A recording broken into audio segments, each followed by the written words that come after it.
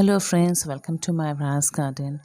वैसे तो फूल देख के आपको पता चल गया है कि आज का विषय है जो गुलाब के ऊपर में है, रोज़ प्लांट के ऊपर में है।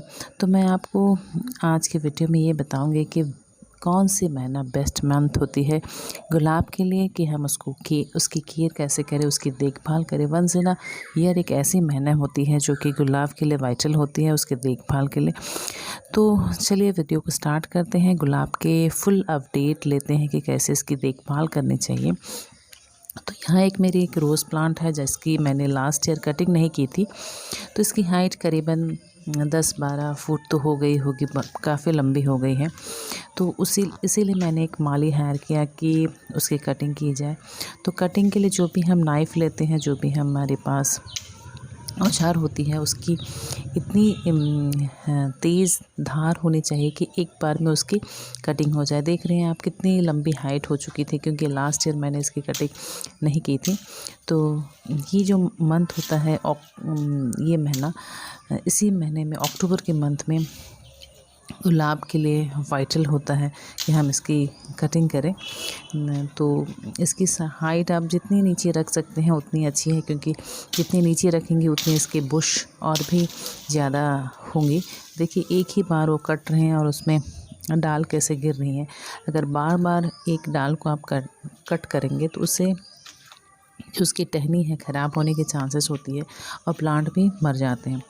उसके बाद में कटिंग के बाद में छटाई ज़रूरत होती है, क्योंकि जब आप कटिंग कर लेते हैं तो देखेंगे कि बहुत सारे डाल ऐसे होते हैं जो कि सूखे हैं और जो सूख चुके हैं, जो कि झाड़ी नुमा रहने से ये दिखती नहीं है।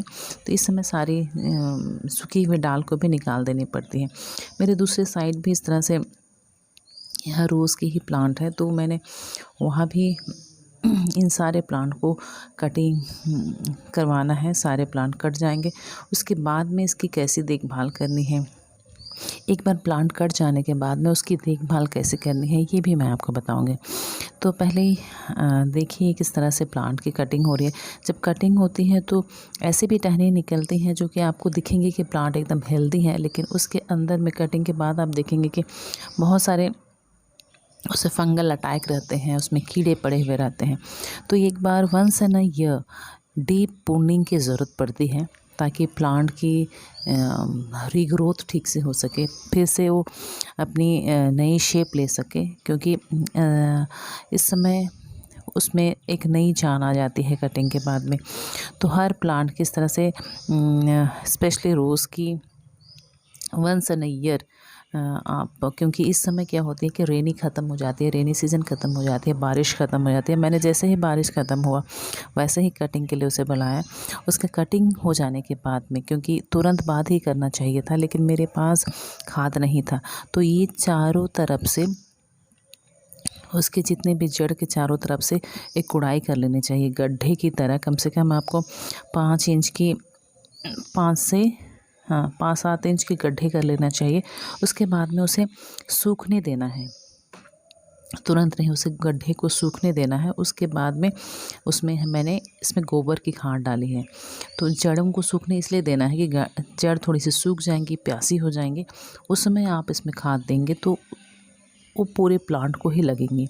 अगर जड़ अगर गीली रहती हैं, वो उसमें पानी पड़ जाता है, तो वो जो खाद मिलेंगी उसे वो ज़्यादा खींचेंगे नहीं। तो इसीलिए पहले जड़ को हमें सुखाना है। उसके बाद में सुखाना मीन्स धूप में उस तरह से नहीं, नेचुरल वे से सुखाना है कि उसके बाद में हम इससे चारों तरफ से अच्छी तरह हम खाद देंगे। तो ये क्या होता है ना कि जो पौधे हैं वो अपनी न्यूट्रिएंट्स को खींच लेती हैं। तो मैंने इसे चारों तरफ से गोबर की खाद से इस तरह से भर लिया है।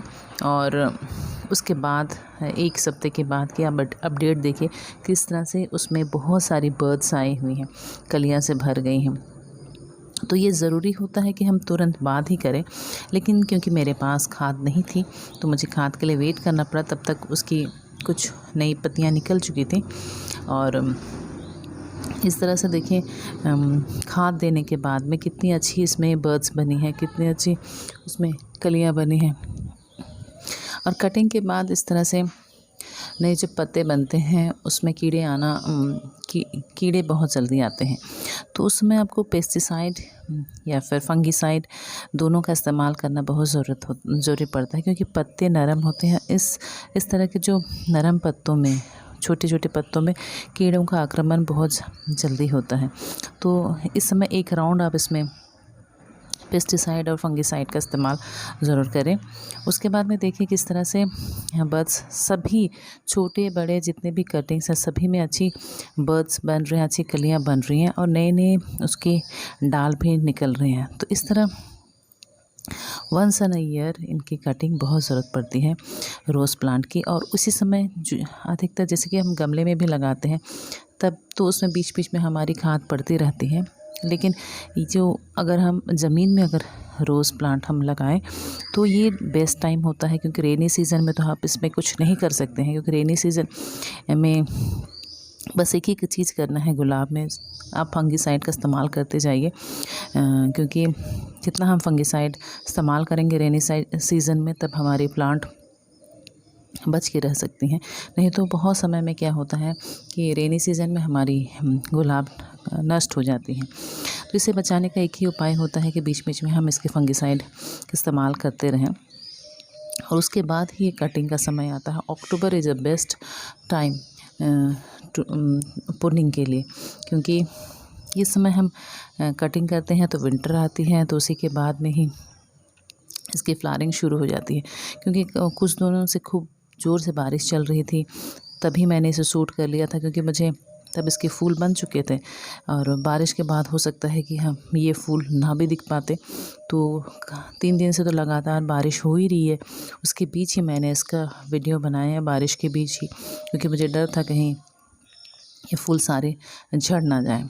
तो फूल तो सारे खिल गए, लेकिन क्या है, बारिश से बहुत सारे फूल नष्ट हो गए, गिर गए, बहुत जल्दी ही झड़ गए।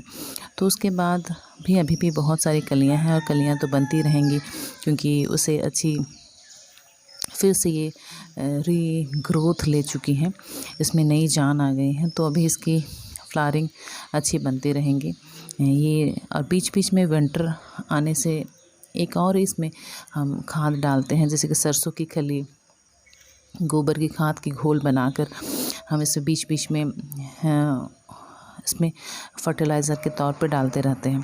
तो कुछ 15 दिन महीनों के अंतराल में। तो ये जो, क्योंकि रोज़ प्लांट है ये बहुत ज़्यादा इसे फर्टिलाइज़र की ज़रूरत पड़ती है और केयर की भी ज़रूरत पड़ती है। ये विदाउट फर्टिलाइज़र उतनी आपको ब्लूमिंग देगी नहीं।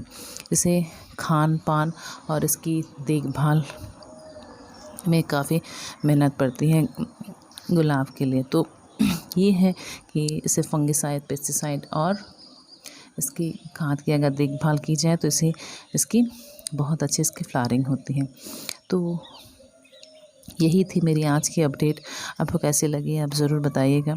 और इस तरह की, जैसे कि खिलने के बाद में कुछ झड़ जाने के बाद में हमें इस तरह से तोड़ लेना चाहिए, क्योंकि उसके नीचे से ना, जैसे मैं आपको दिखाऊंगी, ये जो फ्लावर है इसके नीचे से एक सूट्स निकल रही हैं, आपको दिख रहा है शायद यहाँ।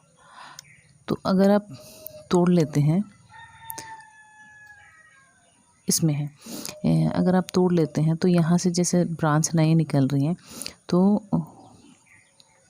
इस तरह से नए नए ब्रांच फिर से बनेंगे, वहाँ से फिर बच आएंगे। तो जैसे भी फ्लावर ख़त्म होती है तो उसे इस तरह से तोड़ लेना चाहिए, ताकि इसमें और नए बर्ड्स बन सकें। इसमें भी कलियां भर गई हैं। इसकी हाइट थोड़ी सी ऊंची हो गई, क्योंकि मैं थोड़ी सी अंदर चले गई थी तो कट करके निकल चुका था। तो जितनी आप प्लांट की हाइट को नीचे रखेंगे उतनी ही अच्छी है, क्योंकि और आपको ज़्यादा बुशी मिल सकते हैं। तो यही थी मेरी रोज़ प्लांट की अपडेट। आपको कैसी लगी ज़रूर बताइए कमेंट्स करके, और आप किस तरह से रख रखाव करते हैं वो भी हमें सजेशन में दीजिएगा। और अच्छी लगी लाइक्स, शेयर, कमेंट्स ज़रूर करिए। और जिन्होंने अब तक मेरे चैनल को सब्सक्राइब नहीं किया है, इस तरह के अपडेट्स, इस तरह के फ्लावर गार्डनिंग के आइडियाज़ शेयर करने के लिए, जानने के लिए, और आपकी भी आइडियाज़ मुझे मिले, इसके लिए मेरे चैनल से जुड़े रहिए और जिन्होंने अब तक सब्सक्राइब नहीं किया प्लीज़ सब्सक्राइब करिएगा। तो फिर मिलते हैं इसी तरह की कोई नई वीडियो के साथ में। तो आज के लिए बाय बाय।